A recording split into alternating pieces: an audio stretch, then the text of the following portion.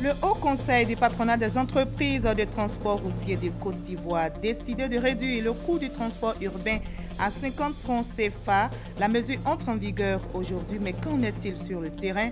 Les chauffeurs appliquent-ils les nouveaux prix? Réponse dans ce journal. L'Inde apporte son appui à l'État ivoirien pour le renouvellement de son parc automobile. 118 milliards de francs CFA seront décaissés. L'accord de prêt a été signé aujourd'hui. La semaine nationale des propriétés d'embellissement des villes et communes de Côte d'Ivoire a démarré aujourd'hui. La ministre de la Salubrité urbaine et de l'assainissement a donné le top départ dans la commune de Trècheville. Les États-Unis d'Amérique ont procédé aujourd'hui à des frappes aériennes contre des positions du groupe État islamique à Sirte en Libye. L'annonce a été faite par le chef du gouvernement libyen d'Union nationale. Bonsoir à tous, bienvenue dans le 20h sur RTI 1. Commençons tout de suite par ce télégramme officiel. Il émane du président de la République, Alassane Ouattara. Monsieur le Président et chers frères, j'ai appris avec une grande tristesse le décès d'Émile Derlin Zinsou, ancien président de la République du Bénin, dans sa 98e année, le 28 juillet 2016, à Cotonou. L'Afrique en général et plus particulièrement le Bénin pleure la disparition d'un éminent médecin, physicien et surtout connu en tant qu'homme d'État aux qualités exceptionnelles qui a consacré toute sa vie au service de son pays et à la promotion de l'intégration africaine. Le gouvernement et le peuple ivoirien se joignent à moi pour adresser à votre Excellence, au peuple béninois ainsi qu'à la famille éplorée nos sincères condoléances, notre compassion et toute notre sympathie. Très haute et fraternelle considération signée Alassane Ouattara, président de la République de Côte d'Ivoire. On en arrive à ce qui fait également l'actualité en Côte d'Ivoire. Il s'agit de cette mesure qui est entrée en vigueur aujourd'hui, à savoir la baisse du coût du transport urbain. Le Haut Conseil du patronat des entreprises de transport routier de Côte d'Ivoire a décidé de réduire le coût du transport urbain à 50 francs CFA. Le but est de lutter contre la vie chère. Mais qu'en est-il sur le terrain? Les chauffeurs appliquent-ils les nouveaux prix? Élément de réponse avec Herman Niamien. Carrefour de la ville de Cocody ce lundi 1er août. L'endroit grouille de monde. Comme chaque jour, des milliers de personnes convergent vers ces lieux pour rallier les différentes communes du district d'Abidjan. Ce matin, les usagers des transports en commun devraient être heureux. Le coût du transport connaît une baisse de 50 francs CFA. C'est déjà bon parce qu'on sent qu'un effort est fait. Si on peut améliorer, ça sera plus avantageux pour nous. Sur le terrain, le constat est tout autre. Le coût du transport n'a pas changé selon les usagers. Je ne savais pas qu'aujourd'hui, il y avait une modification au niveau du tarif. Donc, du coup, je n'ai pas eu à demander. Parce que habituellement, quand je me réveille de chez moi à Djamé, c'est 300 francs. Donc, du coup, j'ai trouvé ça normal, quoi. En tout cas, ce que j'ai payé le matin n'est pas différent de ce que je paye d'habitude.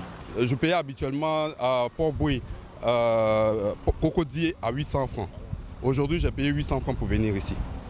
Voilà, donc je ne sais pas si à mon retour, ça va diminuer. Pourtant décidé par le Haut Conseil du patronat des entreprises de transport routier de Côte d'Ivoire, certains transporteurs disent ne pas être informés de cette nouvelle mesure. Notre syndicat ne nous a pas informés de ça. Moi, je ne suis pas au courant de quelque chose. Moi, il y a attendu à la télé, j'ai vu ça à la télé. Voilà, maintenant les syndicats m'ont rien dit d'abord. Depuis maintenant, ils ont pris les passagers, personne ne parle aussi. Ici, ces chauffeurs, bien qu'étant d'accord avec cette mesure, évoquent d'autres difficultés dans l'application. Tant que le gouvernement a décidé que ça revienne à 450, nous, on préfère qu'à notre niveau, à notre sein, au niveau des chauffeurs et des syndicats, le transport devient 450. Il n'y a pas de problème à notre niveau, parce que c'est national. On préfère que ça soit à 450. En ce moment, il faut que du côté des syndicats aussi, ça soit à 300 francs le chargement. Là, il n'y a pas de problème. Vous voyez, c'est des pique-niques. Voilà, on prend 6 personnes au départ. Donc pour diminuer de 50 francs, on perd pratiquement 300 francs en partant. Et 300 francs au retour. Si on a fait 10 tours, ça nous fait 6 000 francs de perdu dans notre gain habituel. Voilà, vraiment c'est énorme. On n'est pas des récalcitrants. On ne veut pas aller contre la décision de l'État, mais franchement, on n'est pas du tout content. À l'avenir, j'aimerais qu'on nous associe aux décisions qui sont prises. La réduction du coût du transport décidée par le Haut Conseil du patronat des entreprises de transport routier de Côte d'Ivoire dans le district d'Abidjan n'est pas totalement effective. Au regard des différents témoignages, cela est dû à un déficit d'information. Eh bien, la mesure, comme le dit Herman Niamien, n'est pas connue donc des usagers. C'est pour cela que le Haut Conseil du patronat des entreprises de transport routier de Côte d'Ivoire a investi les gares routières ce matin. La sensibilisation se poursuit donc pour le Haut Conseil qui tient au respect de cette décision, celle donc de réduire le coût du transport urbain. Perpétuellement, grâce Kondo. Les prix des transports en commun enregistrent une baisse de 50 francs CFA. La mesure prise par le Haut Conseil des transports routiers de Côte d'Ivoire est-elle appliquée?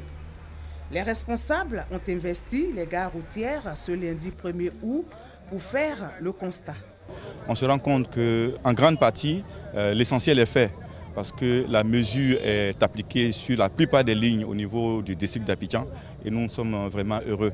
Bien entendu, il y a encore des réglages à faire et comme c'est un processus, nous nous attelons à faire ensemble que la mesure prenne à 100%. Dans les communes d'Abobo et de Yopougon, les syndicats et les chauffeurs des taxis communaux et des mini-cars, communément appelés Baka, respectent dans l'ensemble la mesure. C'était 300 francs à Bobo-Angré, mais maintenant c'est devenu 250 francs.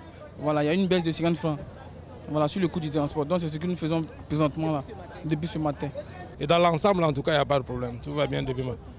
À Bobo, je peux l'affirmer, 100%, depuis matin, on n'a pas eu de cas majeur. Depuis à Bobo, 100%, ça ne va pas de problème. Yopougon est tellement grand, c'est effectif à 80%. Il ne faut pas que je vais m'aventurer pour dire tout est propre. Pendant ce temps, c'est au fil du temps qu'on pourra réajuster tout. Cette baisse de 50 francs CFA du coût du transport en commun réjouit les usagers. Ce matin, on est content. C'est parce que Mikao était à 300 francs. Maintenant, c'est à 250. On est très contents. On paye 200. Maintenant, ils ont démené 150. La décision prise par le Haut Conseil du patronat des entreprises de transport routier vise à lutter contre la cherté de la vie et à soulager les populations. Et les bonnes nouvelles s'enchaînent dans le domaine du transport en Côte d'Ivoire. L'Inde apporte son appui à l'État ivoirien pour le renouvellement de son parc automobile. 118 milliards de francs CFA seront décaissés. L'accord de prêt a été signé aujourd'hui, nous dit Francis Boifo. Il fallait 100 milliards de francs CFA pour financer le renouvellement du parc automobile de Côte d'Ivoire au titre de l'année 2016. C'est désormais un acquis à travers cet accord de prêt d'environ 118 milliards de francs CFA qu'Exim Bank Inde vient de signer avec les autorités ivoiriennes. To support the public of Côte d'Ivoire and to increase export. Ce prêt a été octroyé en vue de soutenir la Côte d'Ivoire dans sa croissance. La Côte d'Ivoire est l'un de nos partenaires importants. Le ministre chargé de l'économie et des finances revient sur les conditions du remboursement du prêt. La durée de remboursement est de 12 ans, le différé est de 2 ans et le taux d'intérêt Libor, c'est à 6 mois plus 1,75%. Le projet de renouvellement du parc automobile est donc une réponse du gouvernement face au constat de la vétusté et du vieillissement du matériel roulant des transporteurs, la moyenne d'âge étant d'environ 21 ans. Aux transporteurs, le ministre des Transports s'est voulu clair sur les conditions d'acquisition des véhicules neufs. Ce n'est pas une distribution gratuite des véhicules.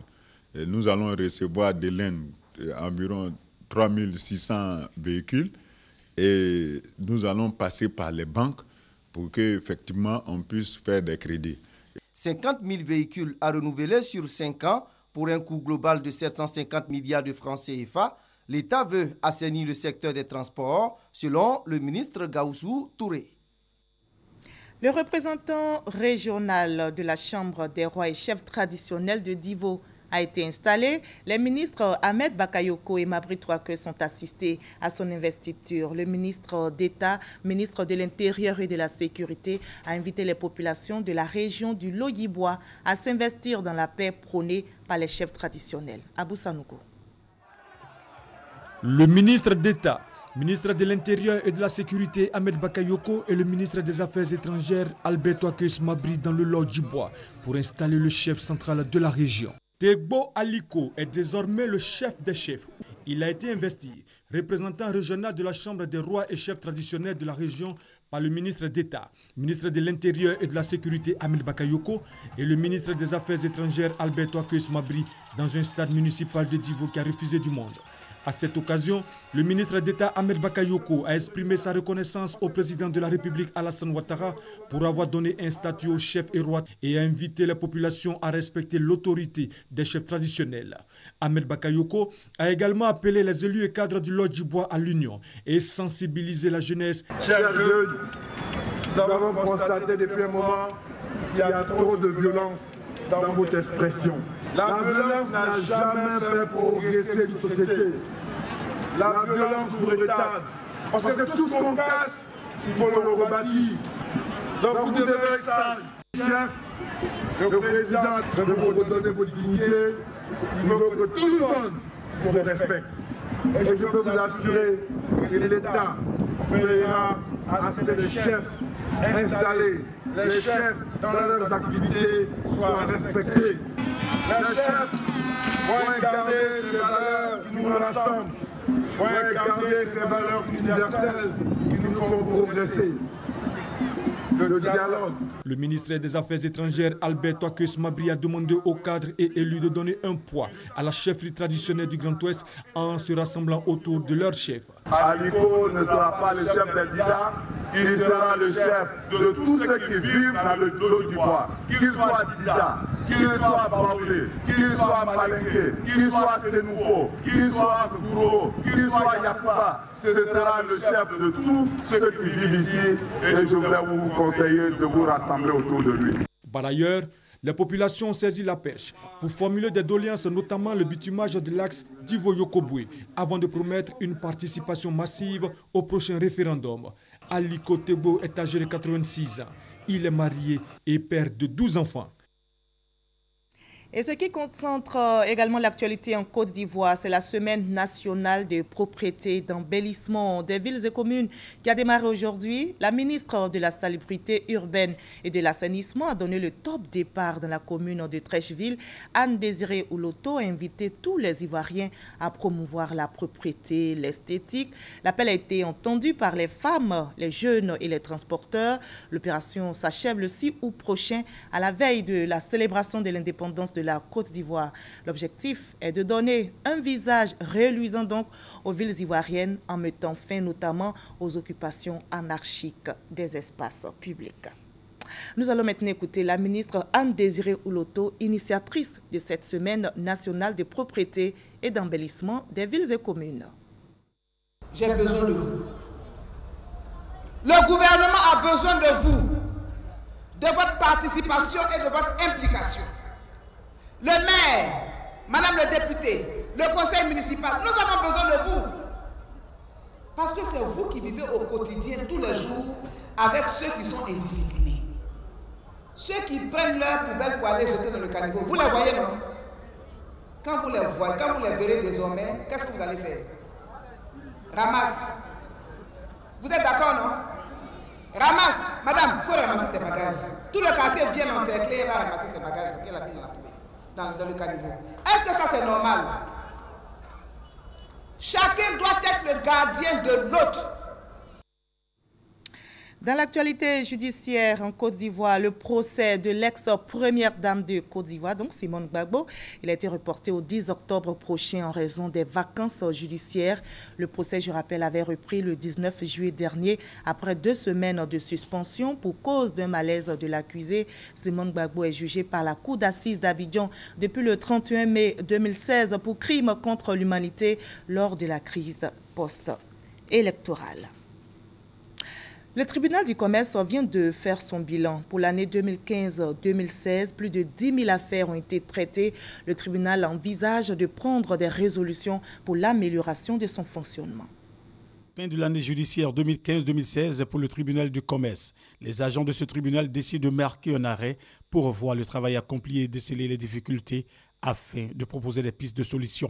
Un bilan qui s'intéresse aux activités des juges consulaires et professionnels, mais aussi des greffiers du tribunal du commerce, l'une des portes d'entrée des différents dossiers litigieux. Occasion pour ces greffiers d'indiquer leur rôle au sein du tribunal du commerce. C'est un lambda, quand il vient, c'est-à-dire il a déjà fait sa procédure, il a fait son assignation avec son huissier ou son avocat, il vient me transmettre les dossiers que je contrôle. C'est-à-dire vérifie si l'assignation a été faite, est-ce qu'elle est correcte, et je transmets le dossier au président. Voilà. Les litiges commerciaux sont très souvent les affaires qui amènent les différentes parties à se retrouver devant le tribunal du commerce. Pour l'année 2016, ce sont plus de 10 000 dossiers traités et 12 000 entreprises immatriculées. Pour le président du tribunal du commerce, ce travail demande une impartialité absolue pour rendre les décisions selon la loi. L'État a l'obligation de rendre le service aux citoyens qui viennent au service public. Et donc, dans le cadre des tribunaux, il faut qu'on fasse en sorte de mieux traiter les justiciables, de traiter leurs affaires conformément à la loi et de traiter leurs affaires rapidement. Le président du tribunal du commerce ajoute que toutes les résolutions qui seront prises au cours de ce bilan iront dans le sens de l'amélioration de ce service public. Et c'était un reportage d'Éric Goré. On parle maintenant de la caravane des droits de l'homme qui sillonne le territoire ivoirien. Cette caravane a fait escale dernièrement dans la ville de Soubré. La ministre des droits de l'homme et des libertés publiques a installé la commission locale qui sera chargée de vulgariser les droits de l'homme dans la région de la Nawa. On retrouve Éric Goré. Je suis un Ivoirien nouveau, je respecte les droits de l'homme, j'accomplis mes devoirs. C'est le message principal de la 14e édition de la Caravane des droits de l'homme. Première étape de cette 14e édition Soubré dans la région de la Nawa. Paulette Badjo, la ministre des droits de l'homme, est-elle montée au créneau pour expliquer aux populations de la Nawa leurs droits et devoirs? J'ai pour plaisir à leur parler de cette notion des droits de l'homme que je compte les voir partager avec chacun de tous autour d'eux. J'ai voulu leur faire saisir l'importance de cette notion qui n'est pas seulement abstraite et qui s'adresse à chacun de nous. J'ai voulu aussi leur passer ce message fort du gouvernement qui est celui de l'Ivoirien nouveau.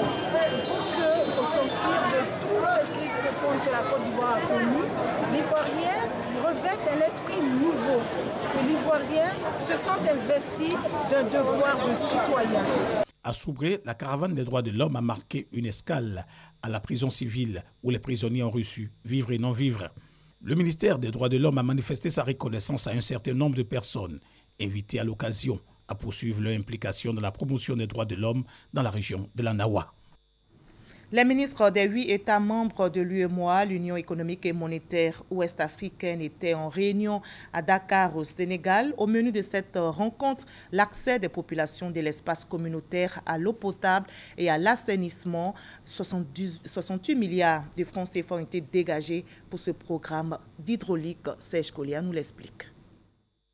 L'accès des populations à l'eau potable et à l'assainissement a de tout temps constitué une véritable préoccupation pour les dirigeants africains.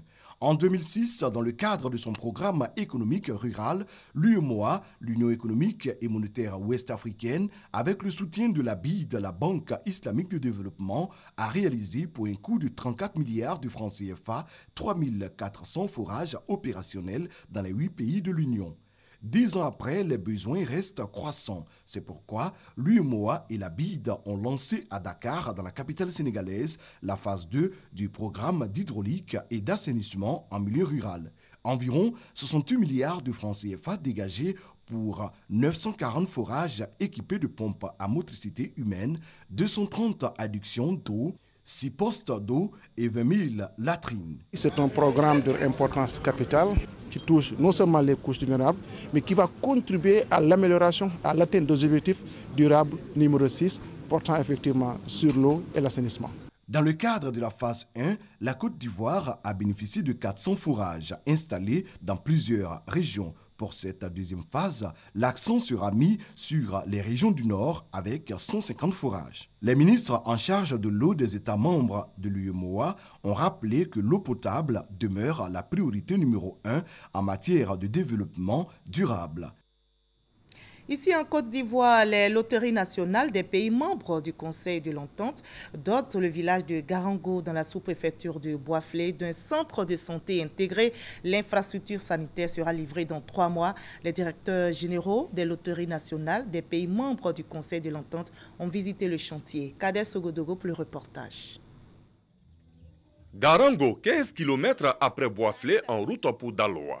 Localité de plus de 10 000 habitants. Si l'accès à l'eau potable constitue une difficulté pour les habitants, l'absence d'un centre de santé demeure un problème crucial. Quand on est malade, on s'en va jusqu'à la chose, à Boisflé-Ville. Souvent, même si tu n'as pas la chance pour avoir voiture même pour partir, c'est trop difficile. La personne peut mourir quoi. Dans environ 3 mois, les populations de Garango n'auront plus besoin d'aller jusqu'à Boisflé pour recevoir des soins médicaux. Les loteries nationales des pays membres du Conseil de l'Entente, dans le cadre d'une action sociale, dotent ce gros village d'un centre de santé intégré avec dispensaire, maternité et logement. Un projet d'un coût de plus de 150 millions de francs CFA. Le chantier a été visité par les directeurs généraux des loteries nationales venus du Togo, du Bénin, du Burkina Faso, du Niger et de la Côte d'Ivoire. Une visite des chantiers et surtout rassurer nos pairs du Conseil de l'Entente pour dire que les cotisations ont bien servi à l'œuvre communautaire. Le centre de santé de Garango sera opérationnel d'ici la fin de l'année. Sortis en grand nombre pour accueillir les donateurs, les populations les ont gratifiés de danse du terroir. Le directeur général de la Loterie nationale du Burkina Faso, lui, ne s'est pas fait prier pour esquisser des pas de danse. Ils chantent, ils dansent, mais ils font aussi du social. C'est la fondation Magic System qui était le week-end dernier dans le nord de la Côte d'Ivoire, à Salfo. Et les membres de son groupe y étaient dans le cadre du Magic Social Tour, une caravane humanitaire qui vise à faire des dons aux populations. La fondation a offert à Fek-Sedougou et à Korogo des tables bancs et des lits médicalisés. Objectif, contribuer à l'épanouissement et au bien-être des plus défavorisés. Bouaké, la capitale de la région du Béké, abrite la 5e édition du Festival des Arts et de la Culture en milieu scolaire. Cette année, 1285 participants issus de 174 troupes en provenance de 29 régions du pays prennent part à ce festival. Kader Sogodogo. Le ministère de l'Éducation nationale met les vacances scolaires à profit depuis 2012 pour organiser le Festival national des arts et culture en milieu scolaire. Cette année marque la 5e édition de ce festival qui revient pour la 2e fois à Bouaké avec une participation record de 1285 acteurs issus du primaire, du secondaire et des CAFOP. Ils sont regroupés dans 174 troupes venues de 29 régions du pays et ils vont compétir dans 10 disciplines, le théâtre, la danse, la peinture et bien d'autres. Pour soutenir le ministère de l'Éducation nationale, sont présents pour cette 5e édition le ministre de l'Entrepreneuriat national, de l'Artisanat et de la Promotion des PME et le ministre de la Culture et de la Francophonie. Pour ce dernier, ce festival est un rendez-vous culturel indéniable. Vous avez raison de faire en sorte que les jeunes puissent exprimer leur talent dans tous les secteurs de l'art. Et je dois dire qu'il est faux de penser que seuls vont au métier des arts les élèves et les jeunes qui ont échoué dans la vie. Un sentiment partagé par le partenaire du festival. Pour son mot d'ouverture, la ministre de l'Éducation nationale est revenue sur la place de ce festival dans la vie scolaire. L'initiation des enfants au métier des arts et de la culture leur ouvre certainement l'horizon vers des choix professionnels variés dans les domaines de la pensée créatrice, de l'innovation, de l'imagination et de la beauté. 24 acteurs du monde culturel constituent le jury de ce festival qui va s'achever le 6 août 2016 sous le coup de 18 heures. À l'initiative de l'ADAS, l'association des députés du district d'Abidjan, une délégation des députés conduite par Adama Bictogo a entrepris une campagne d'information et de sensibilisation pour appeler les populations à la paix. Cet appel fait suite donc aux récentes manifestations contre la CIE. Ce qui a fait l'actualité de ces derniers jours, la grogne des populations contre le coût de l'électricité continue d'alimenter les débats. À Abobo, les populations ont eu droit à une séance d'explication pour mieux comprendre les raisons de la hausse des prix de l'électricité. Les violences observées lors des manifestations dans certaines villes du pays ont amené les parlementaires issus de l'ADA, Alliance des députés du district d'Abidjan, à dire non à cette violence. Ils ont invité les populations à plus de vigilance et au calme. Autant nous sommes là pour interpeller l'exécutif sur les préoccupations du peuple, autant nous sommes là pour être le relais de l'exécutif auprès des populations. C'est ce que nous venons de faire. Les populations ont le droit de s'exprimer, mais dans le calme, dans la paix et surtout sans violence. La démarche de l'ADA a été appréciée des populations d'Abobo qui, à travers des discussions, ont pu bénéficier d'une meilleure compréhension sur la situation actuelle. Rappelant les efforts déjà consentis par le chef de l'État en vue du bien-être des populations, les députés ont également invité la communauté d'Abobo à garder espoir tout en renouvelant leur confiance au président Alassane Ouattara. Après l'étape d'Abidjan, ce message d'apaisement et d'espoir sera relayé dans tout le reste du pays pour permettre à toute la population de bénéficier de cette campagne d'information et de sensibilisation initiée par la plateforme de l'Alliance des députés du district d'Abidjan, ADA. Et c'était un reportage de Sidonie Davila. Le mouvement des forces de l'avenir, MFA, vient aussi de se réunir. Ce mouvement appelle à la paix et donc invite les populations à tourner dos aux violences. La situation sociopolitique actuelle du pays, un sujet qui a réuni le bureau politique du mouvement des forces de l'avenir MFA, une réunion élargie pour la circonstance aux délégués départementaux du parti. Le sitting des étudiants sur le campus de Cocody, les marches des populations sur des agences de la CIE. Pour ces mouvements d'humeur, le bureau politique s'est prononcé. Le bureau politique condamne fermement l'usage de la violence comme voie d'expression par les manifestants et appelle le peuple de Côte d'Ivoire à privilégier le dialogue pour la satisfaction des revendications même légitimes. A laissé entendre le président du parti. Et ce n'était pas tout au cours de cette rencontre. Les questions liées au parti unifié et au projet de réforme constitutionnelle y ont aussi été abordées. L'instance du MFA dit apprécier des avancées notables et encourage le directoire du RHDP à poursuivre ses efforts en vue de la réalisation du parti unifié.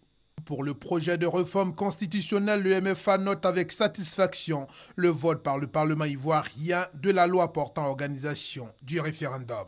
Le MFA, qui veut prendre une part active aux élections législatives à venir, a félicité à l'occasion son président, le ministre Anzoumana Moutaye, pour les dispositions prises à cet effet.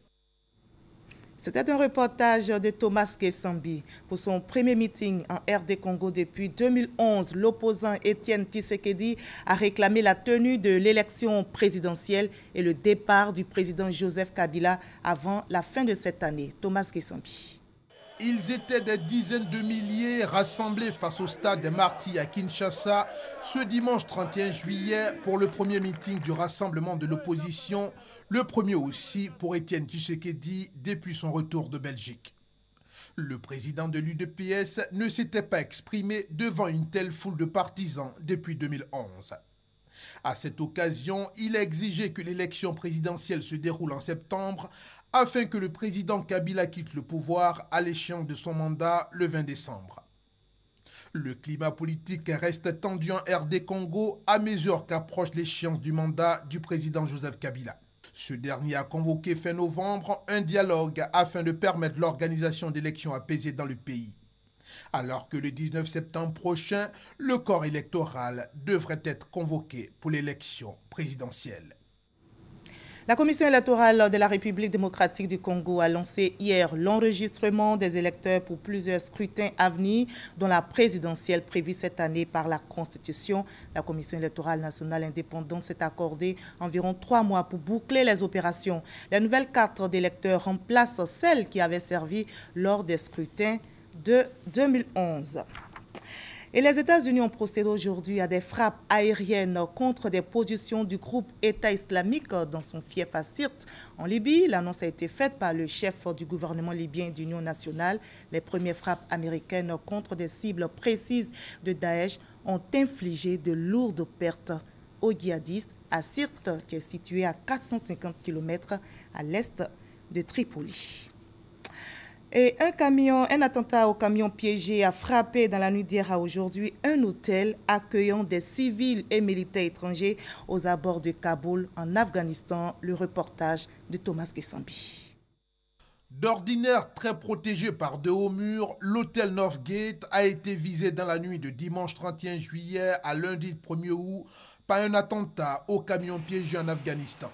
L'opération a démarré par l'explosion d'un camion piégé sur le mur de l'enceinte de l'hôtel qui a ainsi ouvert la voie aux combattants munis d'armes légères et de lance-roquettes à l'intérieur de l'établissement.